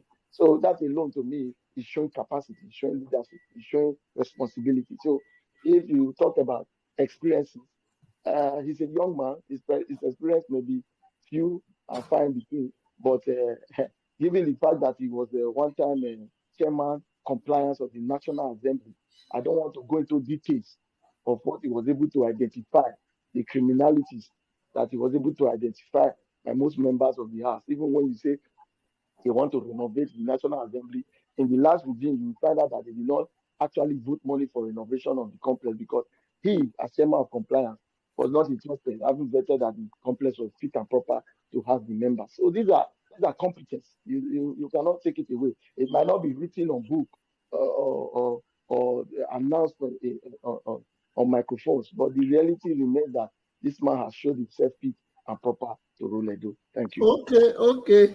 This is becoming a more like a moderation for Mr. Flynn. He stands on Mr. Dennis Idahosa and nothing else on Labour. Although he spoke about Mr. Akpata for the Labour Party, but he didn't fight because he said Mr. Akpata should be 51 and he uses 50 years as a. But there are some other candidates in the Labour Party. I think Aki Aneni, I don't know if it's above 50, or Dr. Dorio Koje. I don't know if they are above 50 or they are below 50. So does that mean they don't stand? Well, Mr. G. Lawani, I'll come to you.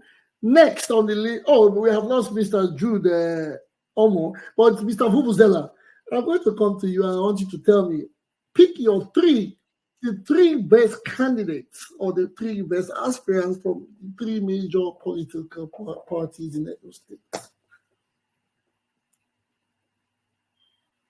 You're on mute, sir. Yeah, thank you. So now I think I don't know, by the INEC timetable, everybody should have bought their forms and their what's it called, something of intent. I don't know. I'm kind of now. Why I'm saying that is this. Let me start with Labour Party. Yes. In Labour Party, there were a lot of aspirants a few months ago. Yes. And I think after Labour Party put their forms at 30 million naira, because everybody was thinking that they might, because of the whole obedient thing, they might party for the labours people. and labourers. Yes, they might collect a modest fee for their forms. But from what I heard there was a I'm hearing protest. from the I heard there was a protest that they don't due there to was a the protest. Yes. But that is still going on. But bring your 30 million first. So I think a lot of people have decided not to take that risk. aside. Okay. The only person that I've seen that has submitted their form, I think there are two candidates from Labour Party, Barrister Akpata and some other gentleman, I don't know his name, but so I can't really. So I would say for Labour Party, I'll go with Akpata because that is the only person that has visuals.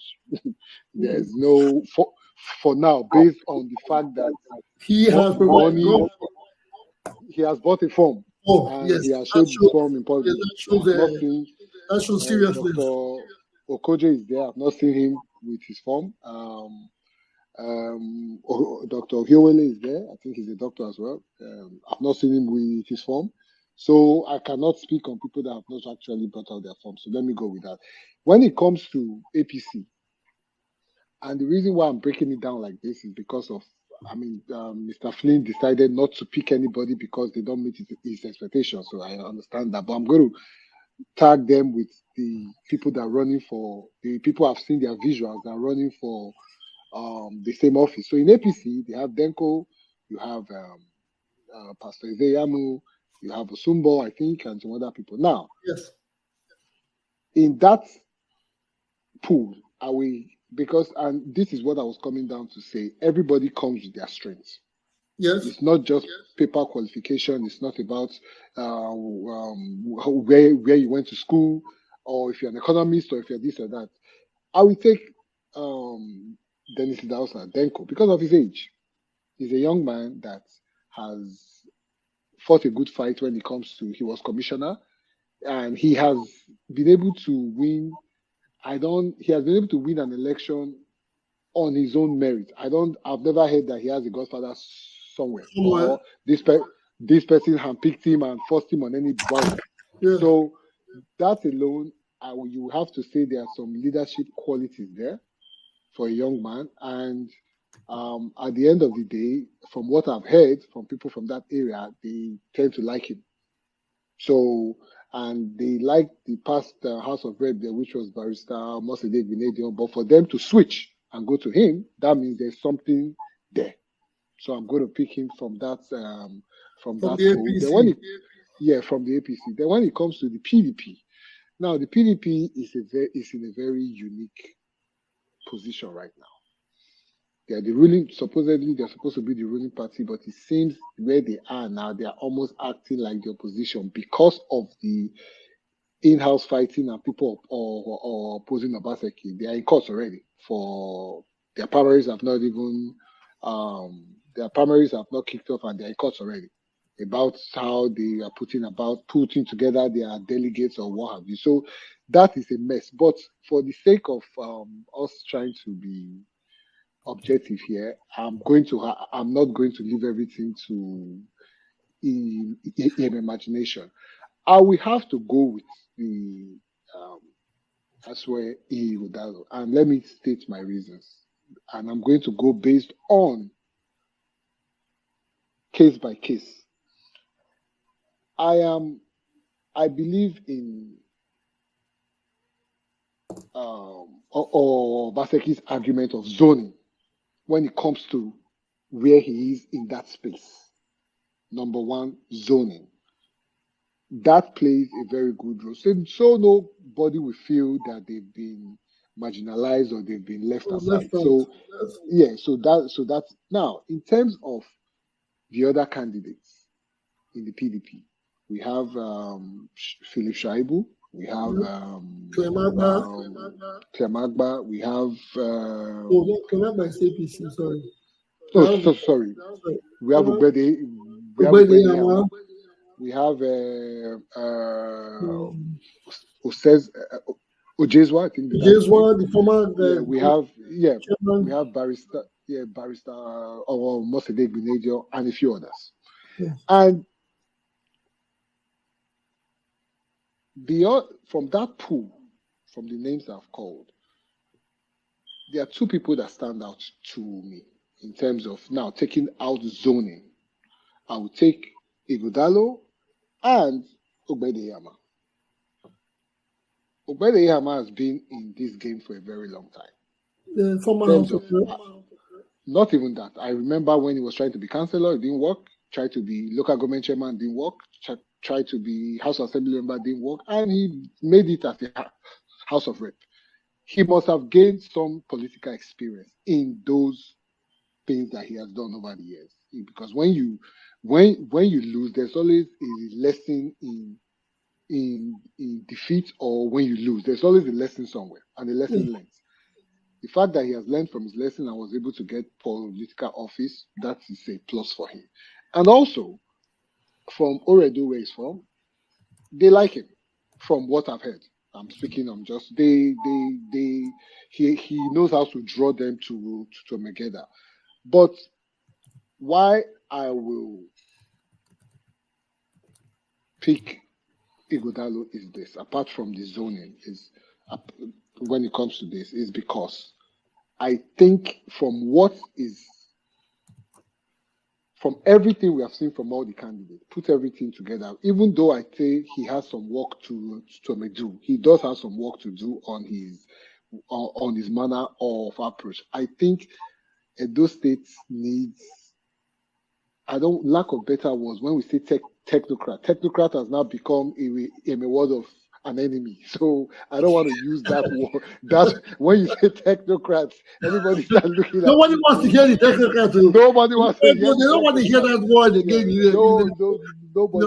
But from he's past appointments and offices he has held and what have you. It comes with experience. His age might not be on his side, but he looks like he fits older gentleman.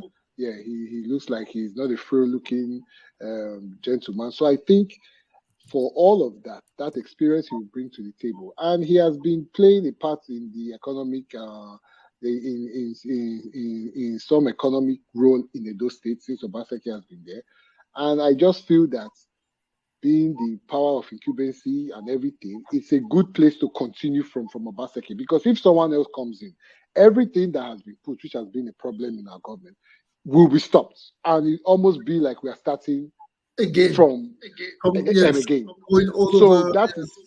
So that is the angle which I say, okay, I think I'm leaning towards him just a little bit to continue and for zoning, and I mean his experience is bringing in and all of that. He might have to choose a deputy that has a political clout and those grassroots or whatever. Hope they don't get into a fight the way Shaibu got into. Like the same.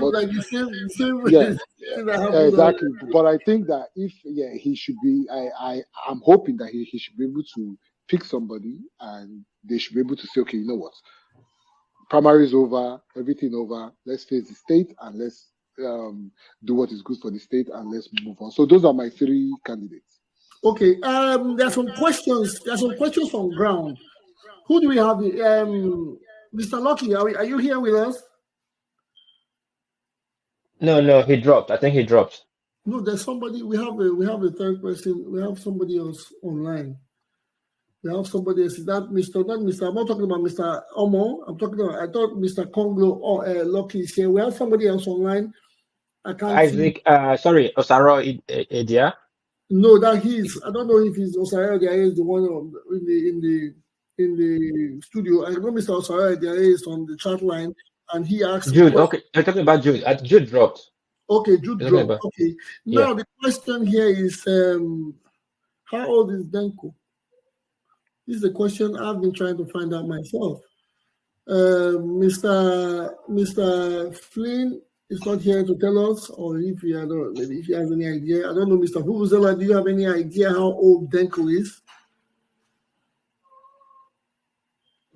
It should be 40, 44.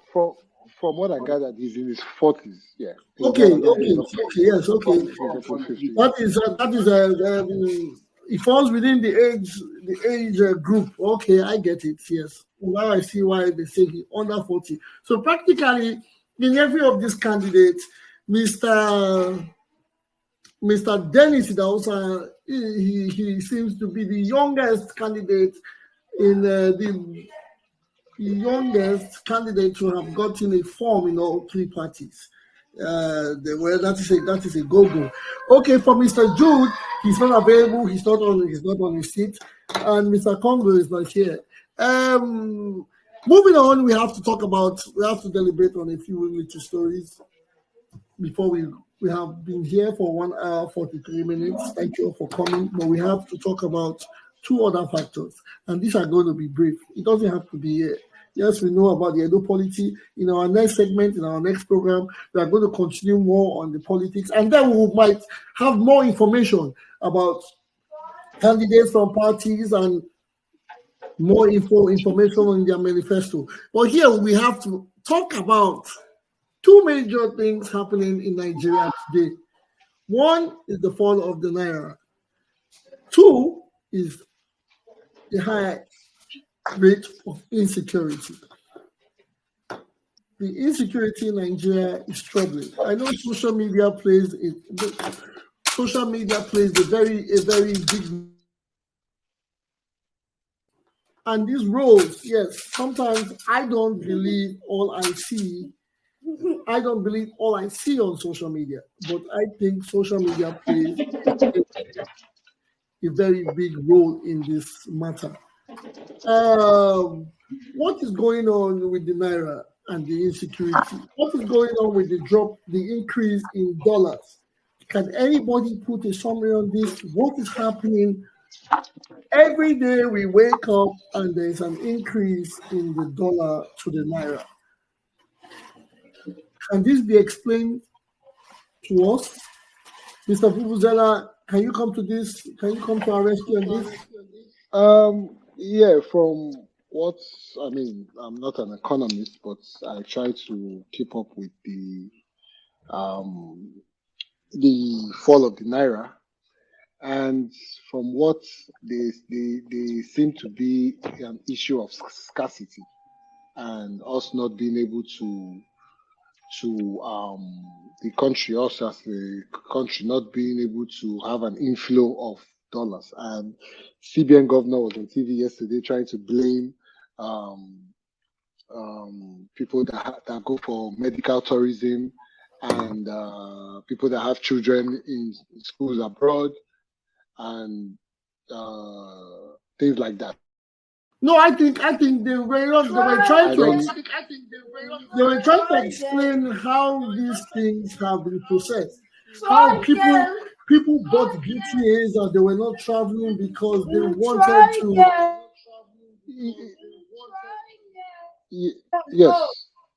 People buy BTA, or people go for the BTA and they sell them because they were going into the dollar trade.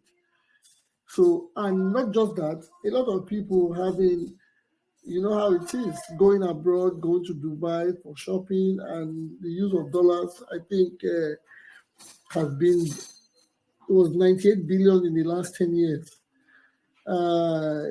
If I'm not wrong, I think most of us are guilty to this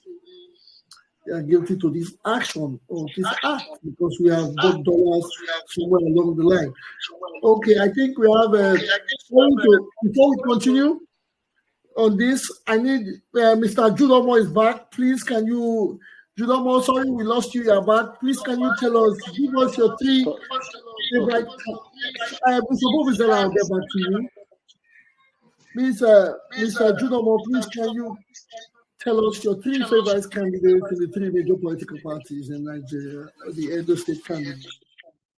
Okay. In Edo State, the three major parties are APC, PDP, and the Labour Party. For Labour Party, I'll go with Mr. Akpata. His age is in his middle ages. He's not too old. He's not too young, and he has some.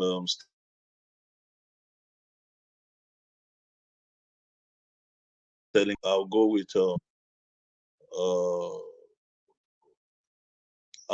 Aswe Ighodalo in the PDP. One, he has a very robust CV, and he's from the Edo Central Senatorial District, which have been clamoring for a shift for the opportunity to produce a government and showcase what they have for the state. Then for the APC, I'll stick it to Mr. Denko. I've heard some very great things about him. I don't know him personally, but I've got some very positive feedbacks about him. I think for the three parties, that would be my pick. Okay, that is a good one. Thank you, Mr. Omo. Yes, I think everybody is picking the same candidate, and from the way things are going, these guys are becoming the favorite from viewers here, and people at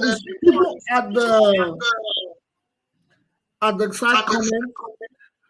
Please, since you could not come to the studio, could you write down who your favorite candidates are in the three major parties?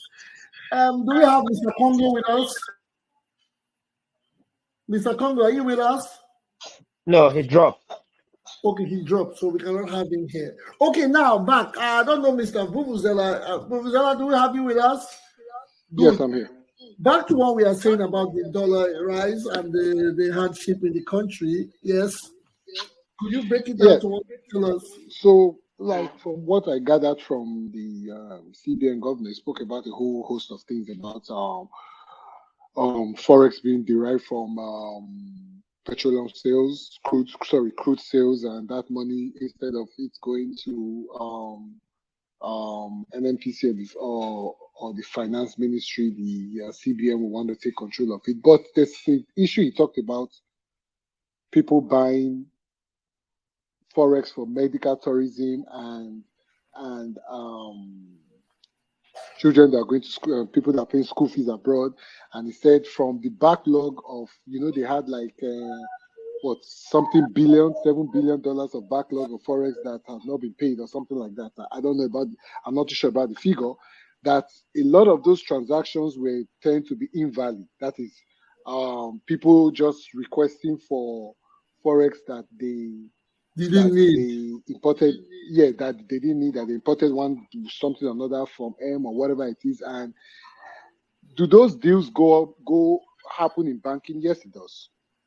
From what I've gathered, a lot of people buy these things and buy CBN rates and come back and sell black market rates. But what does my head in when it comes to this dollar thing in Nigeria?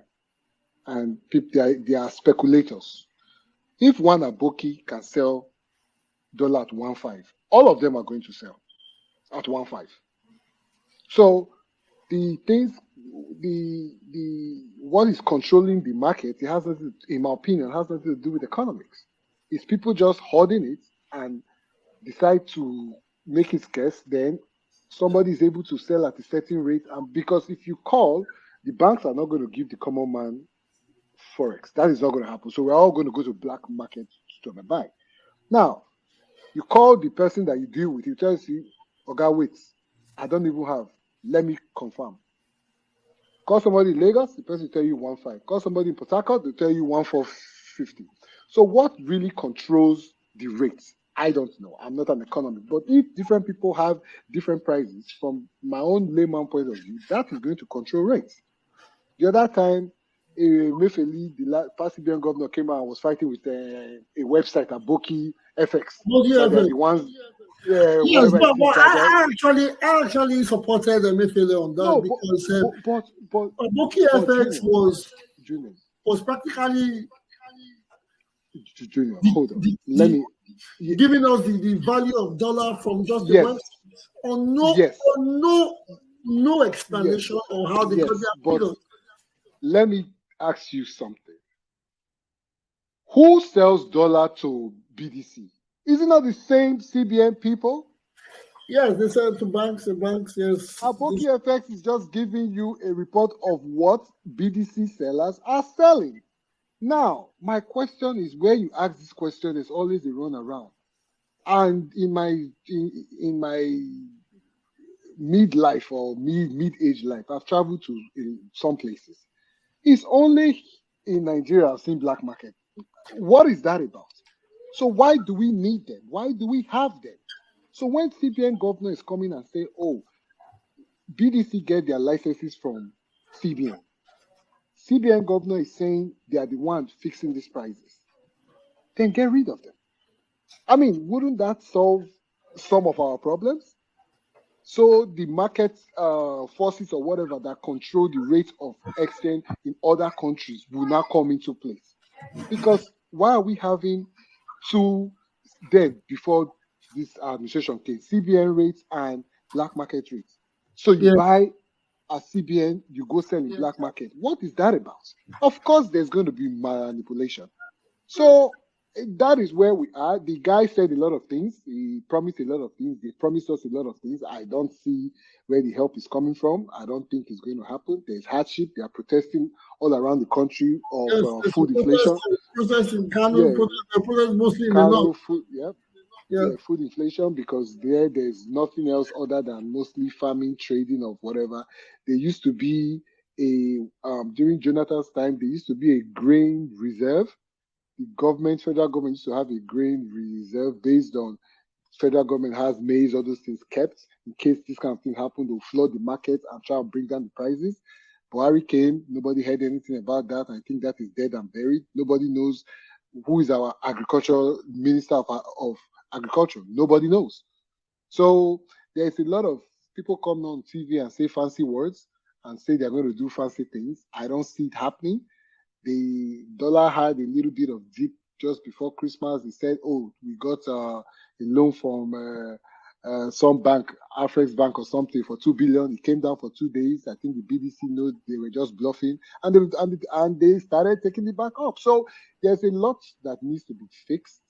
I don't think this administration, I think what they met in there, they were really shocked, but they can't really say much because the Buhari administration is an APC administration, so you really cannot condemn. Yes, you cannot condemn so much. Yeah, exactly. So I think they are overwhelmed and they are just trying to manage a situation. But I will commend them for paying off some of the backlog in terms of forex, their own airlines and other companies. That will help. That will help a lot. It will kind of put the stress on the naira because of the demand and everything. At least we know that the multinationals have been able to repatriate their funds back to their country. So, but blaming people that are going for school and medical tourism, I don't think that is the cause of our problems. I don't think so. Okay. Mr. Junomo, sorry, the question is, the question was, before you were not here, was we're talking about the dwindling of the naira depreciation. So I said, I wanted to know. I asked the question: what is the reason? I know we may not be workers from CBN, or we don't. These people tell us things, or from what we gather, what we know. What did we think? What do we think is the remedy, or what do we think is the cost? So, Mr. Judomo, please, do you have an idea? Can you let us tell us what you think about it? It's just a thought, an opinion. It's simple. Yeah. Thank you. Like my good friend said a moment ago, the problem with the naira basically is speculators. All these people who call themselves black markets. You can't be operating a parallel market to an official market. I think that's illegal, and the government needs to do something about it because they have become a major problem to the economy. which affects every home.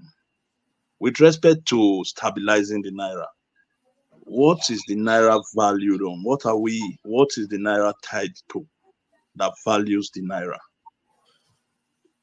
That is the only way we can stabilize the naira.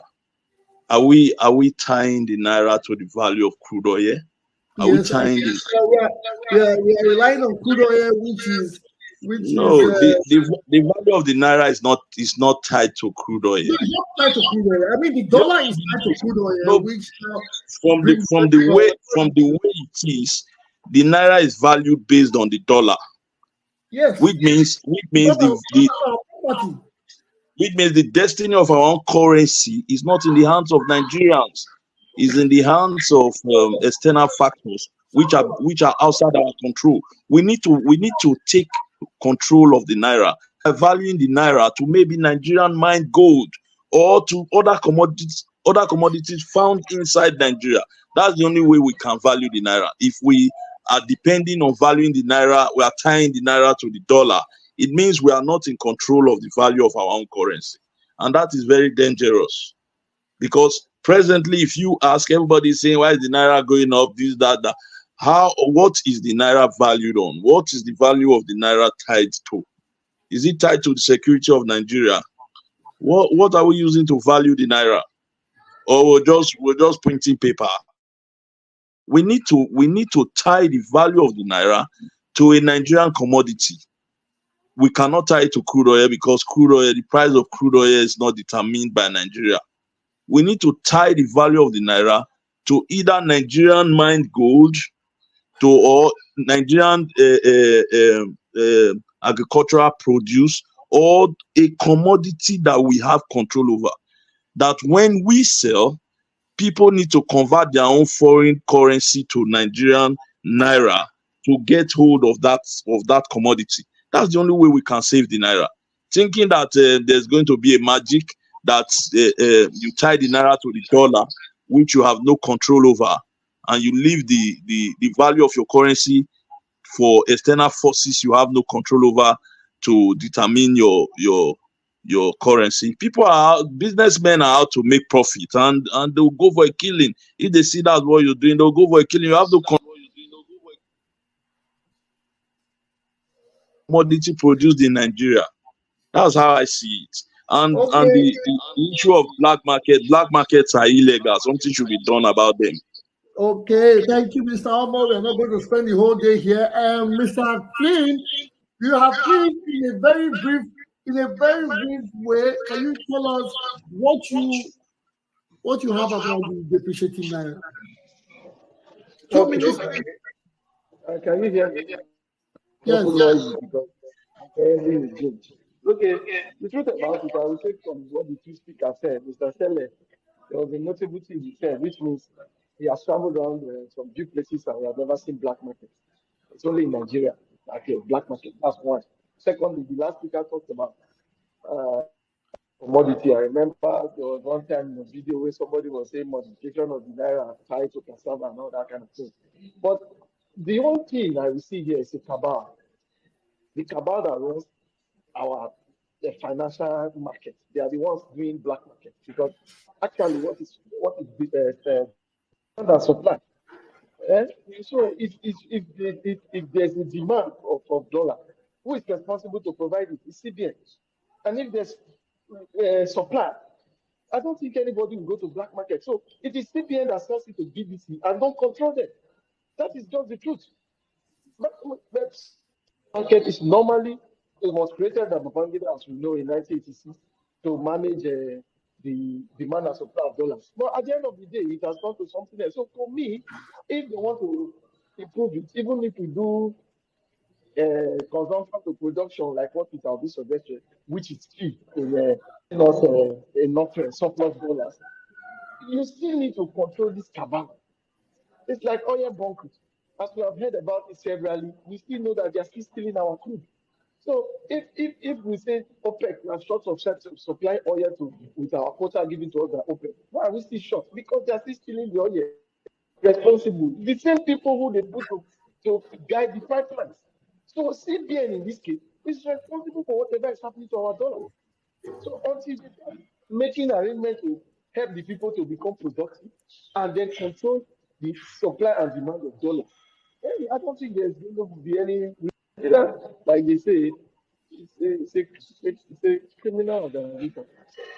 So for me, the government needs to have the will to ensure they can monitor demand and supply of dollars. I transfer everything black market, then we can start knowing where the deficit is for supply and for demand.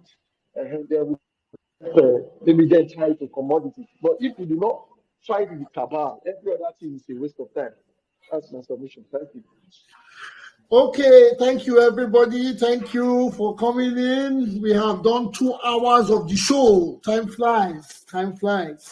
We have done 2 hours and we have to go. Yes, I know. I appreciate everybody that was that came into everybody that came into the studio. Mr. Judomo, I appreciate it. Mr. Bubuzela, I appreciate you. Mr. Rasta, I appreciate you. To my co-host, Mr. Chedu, I thank you for being on the show. We are going to be back here on the wish of the people. We are going to be back here on the wish of the people. So I might say we might be back here on Friday, same time this week, or we might make it Monday. But because we have the Edo elections coming fast, we have the Edo elections coming head on to us, we have to come together to deliberate more. As the time goes, they will have more members buying forms and buying tickets. And as it goes, after their primaries, it starts to trickle down to the final candidates or aspirants who need to come to give our opinion, give our thoughts, and give our knowledge to our brothers. We are all Edo people here. We are all connected in one way or the other. And this is a big family. This is a very big family, and we will continue with this program further. Even after elections come, it has come to stay. We will bring you in and we'll bring you to light as we proceed. Thank you very much for coming. Thank you again, ladies and gentlemen. Please subscribe, like, and share on YouTube and on Facebook. It's Upper Reporters and Talk. Please go on Facebook, YouTube, click like, subscribe, share if you want to. Next time we should have more people online. Next time we'll bring a friend. I will make sure. I can't. This is on viewers' request. I don't know. Maybe Friday, same time, Friday, 8 p.m. Nigerian time. But we will not want to interfere with the AFCON finals like we did today. We didn't know it was going to get into extra time, but we had the calculations. So we are going to get back to you guys with more information. Thank you and enjoy your beautiful weekend, midweek. Thank you. Bye-bye. Thank you very much. Good night, guys. Thank you. God bless. Good night.